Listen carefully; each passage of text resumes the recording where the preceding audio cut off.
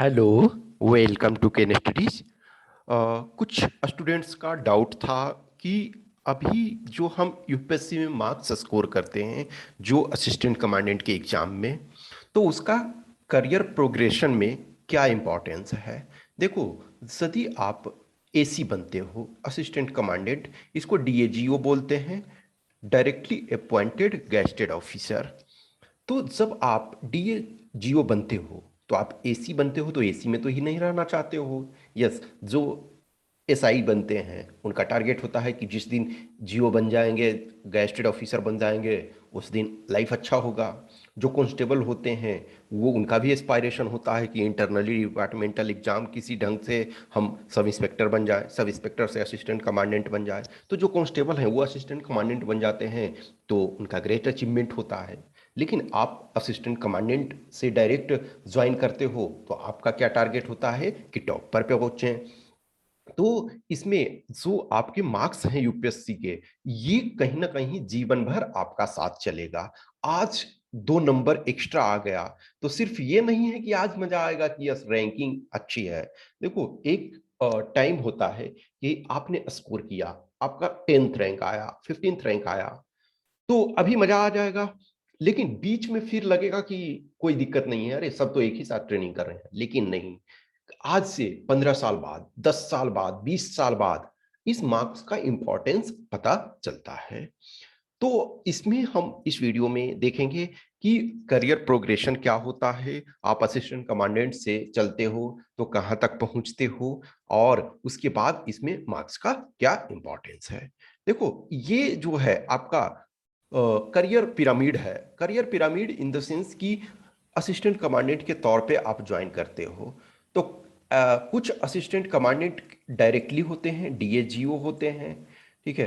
कुछ डीएजीओ होते हैं, कुछ देखोगे कि डिपार्टमेंटल एग्जाम भी होता है, समटाइम डिपार्टमेंटल एग्जाम। और जो कुछ होते हैं आपके प्रमोशन से भी आते हैं।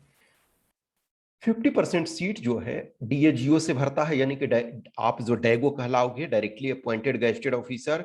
फिर जो है 33% इसमें है वो आपके प्रमोशन से होते हैं, कि जो सपोज एसआई बने थे या कांस्टेबल से ज्वाइन किए, लेकिन धीरे धीरे करते करते वो प्रमोशन में आए। और कुछ जो है डिपार्टमेंटल एग्जाम से ये फेल होंगे। तो यहाँ आप, लेकिन आपको क्या है, यहीं से स्टार्ट कर रहे हो, तो इस वजह से मैंने नीचे का नहीं लिया है।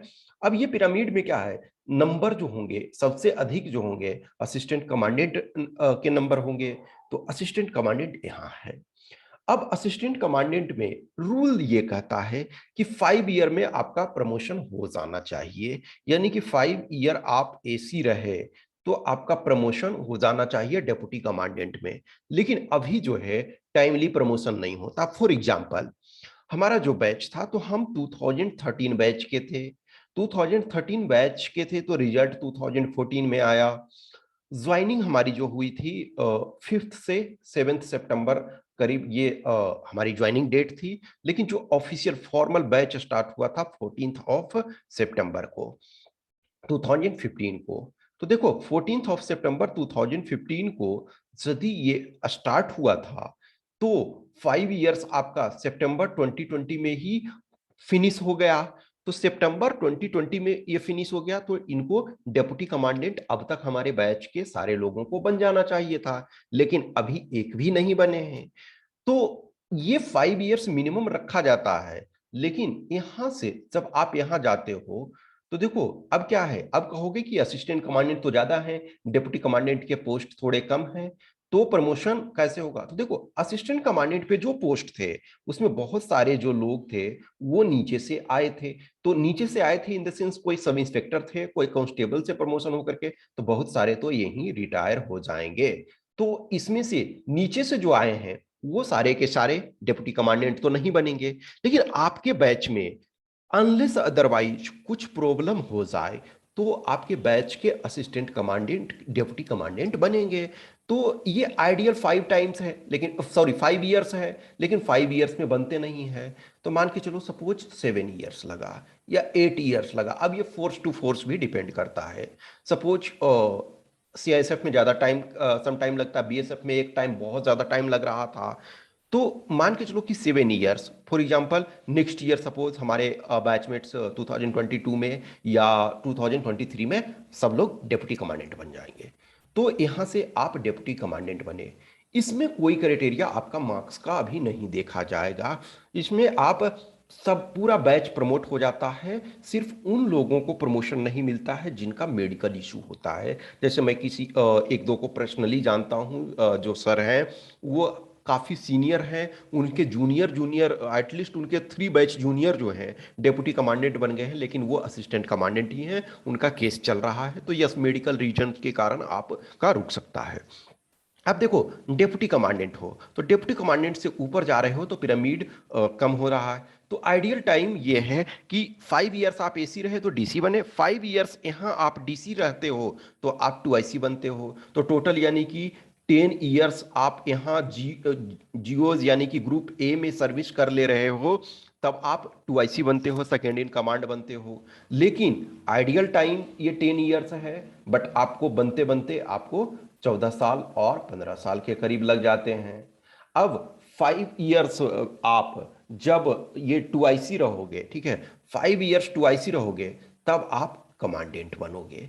जब आप कमांडेंट बनोगे तब एक्चुअल में आपके पास एक तरह से कमांड जो होता है, मेनली कमांडिंग ऑफिसर जिसको बोलते हैं, ये कमांडेंट। तो आइडियल टाइम क्या है कि 5 ईयर्स आप 2IC रहे तो कमांडेंट बने, तो यानी टोटल मिनिमम 15 ईयर्स का सर्विस होना चाहिए। लेकिन अभी जो मैं सिचुएशन देख रहा हूं, इसमें डिपेंडिंग ऑन एक आपका समटाइम यहां से फिर जब आप ये पहुंचते हो नॉर्मली यहां से ऊपर, तब देखो यही आपका मार्क्स का मायने रखता है कि सब ये मिनिमम है 15 ईयर्स, लेकिन कमांडेंट में तो वैकेंसी बहुत कम हो जाएगा। जो आपका असिस्टेंट कमांडेंट है उससे हाफ भी वैकेंसी यहां नहीं रह रहा है, तो सारे लोग तो नहीं प्रमोट होंगे एक साथ। तो इसमें धीरे धीरे यहाँ मार्क्स का, यहाँ से मेनली मार्क्स का कंसेप्ट स्टार्ट होता है। तो देखो क्या होता है, इनफैक्ट यहाँ भी कुछ सिचुएशन में देखा जाता है।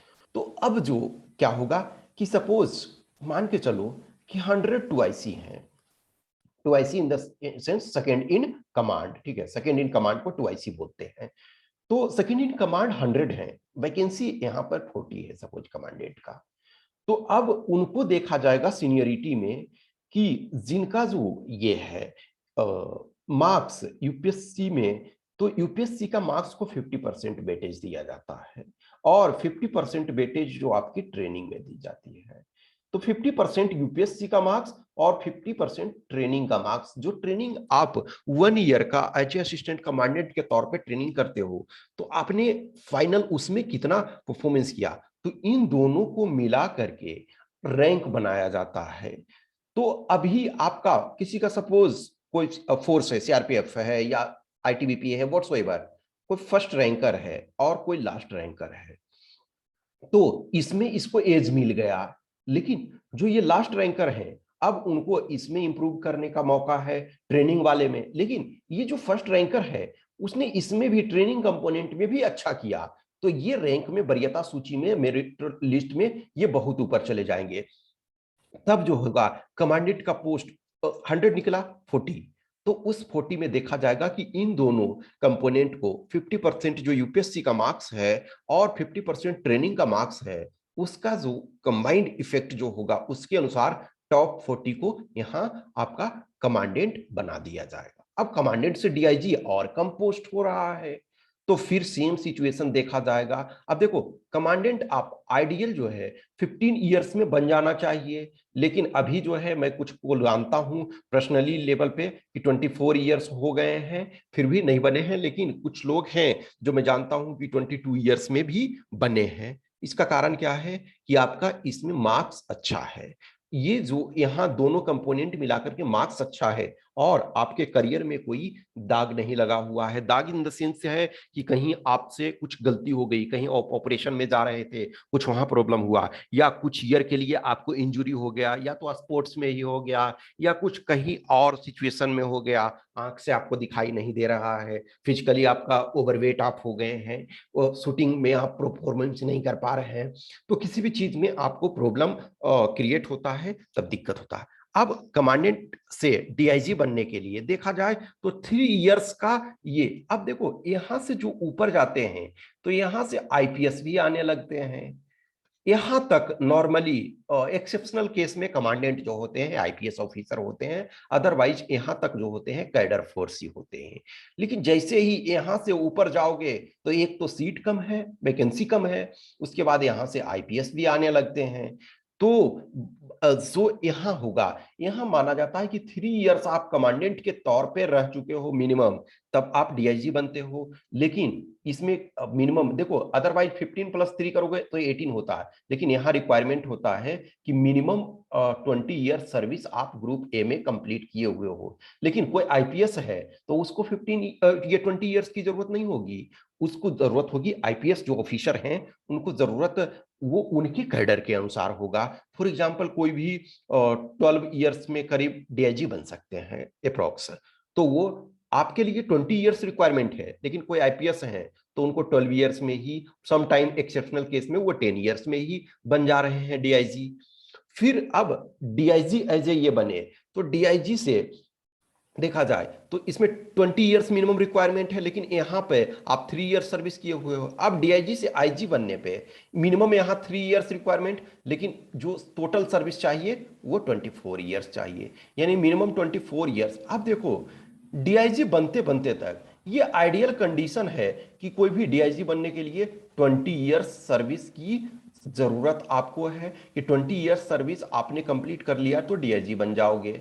लेकिन 20 ईयर्स के जगह वो सपोज ये आपका 28 ईयर्स हो गया, कि 28 ईयर्स में आप डीआईजी बन रहे हो, कुछ सर्कमस्टांसेस हो सकता है। अब देखो जस्ट एग्जांपल लो, तो कुछ लोग रिटायर भी यहाँ होने लगेंगे। बहुत सारे लोग, जो पहले क्या कंडीशन होता था अभी 3-4 साल पहले तक की बात, कि यदि आप कमांडेंट तक में रिटायर होते हो तो 57 ईयर्स में ही रिटायर हो जाओगे। जैसे ही आप डीआईजी बनते हो या आईजी बनते हो तो आपकी एज जो होती है 60 ईयर्स होती है।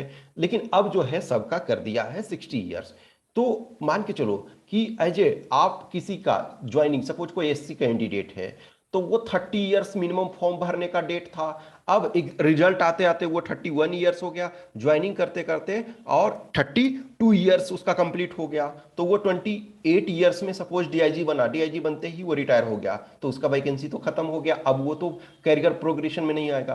कोई ओबीसी है, अब वो तो ग्रेजुअली धीरे धीरे। हाँ अब देखो एक और चीज होती है कि यहाँ एज भी मायने रखता। जो बंदा 20 ईयर्स में जस्ट 20 ईयर्स कंप्लीट किया, 20 ईयर्स 1 मंथ 2 मंथ 3 मंथ्स, और उसने फॉर्म भरा, क्योंकि समटाइम आपका एज ऐसा टाइम में हुआ कि आप जस्ट एलिजिबल हुए, आपने फॉर्म भरा, फर्स्ट अटेम्प्ट में हो गए, तो एज भी मायने रखता है। तो अब आईजी बने, अब आईजी से जो एडीजी होते हैं, देखो एडीजी एसडीजी और डीजी ये तीनों जो हैं 3 स्टार ऑफिसर होते हैं, यानी इनकी तीनों के गाड़ी में ये आपका एडीजी एसडीजी और डीजी। अब बीच में क्या हुआ है कि एक्चुअल में बहुत सारे आईजी को, जैसे for example low CRPF academy के जो पहले डायरेक्टर होते थे वो आईजी होते थे। अब उस काम उनका सेम रहा, लेकिन क्या हुआ एडीजी को बना दिया गया कि प्रिंसिपल, ये सॉरी आप डायरेक्टर रहेंगे, प्रिंसिपल डीआईजी होते थे, फिर आईजी को बना दिया गया। सेम सिचुएशन जब मैं सीआईटी सिलचर में था आसाम में, तो वहाँ के तब जो हेड हुआ करते थे, वो डायरेक्टर हुआ करते थे, वो डीआईजी लेवल के ऑफिसर होते थे। फिर जो कर दिया गया 2016 में उनको, 2017 में अर्ली 2017 में, और इनफैक्ट 2016 के लास्ट में, कि जो डीआईजी हेड थे उनके जगह आईजी कर दिया गया। क्यों? क्योंकि क्या है कि प्रमोशन एवेन्यू ऊपर नहीं है, तो काम आपका वही रहा, रैंक आपको प्रमोट कर दिया गया। तो नॉर्मली जो मेजोरिटी जो कैंडिडेट होते हैं, आपका एज मायने रखता है, मार्क्स मायने रखता है। जिनका मार्क्स भी खराब है और एज भी, और या फिर आप लेट में ज्वाइन किए हैं, मान के चलो एससी एसटी कैंडिडेट को आपने ऑलरेडी लेट में ज्वाइन किया, तो मेजोरिटी कैंडिडेट जो हैं डीआईजी लेवल तक में, और अदरवाइज बहुत सारे जो हैं कमांडेंट लेवल तक में ही रिटायर हो जाते हैं। उसमें हाफ जो है डीआईजी तक पहुंचते हैं। आईजी और एडीजी, एडीजी बहुत एक्सेप्शनल बहुत कम बन पाते हैं, क्योंकि एडीजी, एसडीजी और डीजी तो फोर्स, आप डीजी का जो पोस्ट है वो आईपीएस के लिए ही फिक्स है, आईपीएस ही डीजी होंगे। एसडीजी तक एक्सेप्शनल कुछ पहुंच पाते हैं, सॉरी एसडीजी कुछ एक आध ऐसे होते हैं, और जो एडीजी में भी चूंकि ये पोस्ट ही बहुत कम है। तो ये आपका एक तरह से चीजें हैं कि आपका मार्क्स जो है ये है इन नटसेल 50% जो आपका है, 50% जो आपका यूपीएससी का मार्क्स, यानी कि जो अभी आपकी रैंकिंग आती है वो उसका मार्क्स मायने रखता है, और 50% जो है वो ट्रेनिंग, जो आप 52 वीक्स का ट्रेनिंग करोगे, 1 ईयर जो ट्रेनिंग करते हो उसका दोनों के मार्क्स मिला करके। तो हमेशा ध्यान रखो कि कुछ कैंडिडेट होते हैं, जैसे एक दो अभी कैंडिडेट बोले कि सर एक बार तो सिलेक्शन हो जाता है तो दोबारा हम इस एग्जाम में नहीं बैठ सकते हैं, तो क्या मैं ये करूं कि इस एक ईयर तो 2020 वाले में नहीं बैठूं और 2021 में 1 ईयर ये आपका मायने रखता है, 1 ईयर मायने रखता है और एज भी मायने रखता है। कुछ लोग लकी हुए कि फॉर एग्जाम्पल जिनका कुछ का एज जो है जुलाई में स्टार्ट हो रहा है, जैसे हमारे पास अभी दो कैंडिडेट ने ऐसा जो 2020 के जो पेड वाले प्रोग्राम में इंटरव्यू पार्टिसिपेट कर रहे हैं, तो उसमें से दो कैंडिडेट ऐसे हैं जिनका जस्ट जस्ट 20 ईयर्स समथिंग हो रहा था जब एग्जाम का वो एलिजिबिलिटी क्राइटेरिया के टाइम में। तो वो यदि फर्स्ट अटेम्प्ट में क्वालिफाई हो जाते हैं तो उनके पास करियर प्रोग्रेशन का बहुत अच्छा खासा टाइम होता है। जस्ट एग्जांपल लो कि कोई जस्ट 20 ईयर्स में ये कर लिया और ज्वाइनिंग करते करते सपोज 20 ईयर्स 2 मंथ 3 मंथ्स, मान के चलो कि 22 ईयर्स में उसने ज्वाइन कर लिया, या 22.5 ईयर्स में ही ज्वाइन कर लिया। अब 60 ईयर्स आपका रिटायरमेंट एज है, तो इनके पास क्या है 37.5 ईयर्स जो होता है सर्विस है। अब किसी ने ज्वाइन किया सपोज 32 ईयर्स में, आप 32 ईयर्स में ज्वाइन करते हैं तो आपके पास क्या है 28 ईयर्स ही है। तो यही तो लास्ट का जो आपके पास डिफरेंस होता है, तो ये आपके क्रीम ईयर होते हैं। Cream year in the sense कि आप आईजी है, आईजी से ऊपर एडीजी बनने का ये रहता है, ठीक है। तो मार्क्स भी लाओ एज ब्रैकेट में जो फेवरेबल में हो उनके लिए बहुत अच्छा है, और यदि आप अच्छा मार्क्स यहाँ लाते हो और ट्रेनिंग है दोनों में अच्छा करते हो तो आपके लिए बहुत अच्छा है। तो ये कुछ क्वेश्चंस जो डाउट थे ये मैं इस वीडियो में मैंने बताने की कोशिश की। जिनको भी कुछ भी क्वेश्चंस है, क्यूरी है, डाउट है, और या फिर वो इंटरव्यू प्रोग्राम में ज्वाइन करना चाहते हैं, वो इंटरव्यू प्रोग्राम को ज्वाइन करना चाहते हैं, मॉक इंटरव्यू देना चाहते हैं, गाइडेंस लेना चाहते हैं, तो आप हमें इन दोनों नंबर पे संपर्क कर सकते हो। Okay, thank you.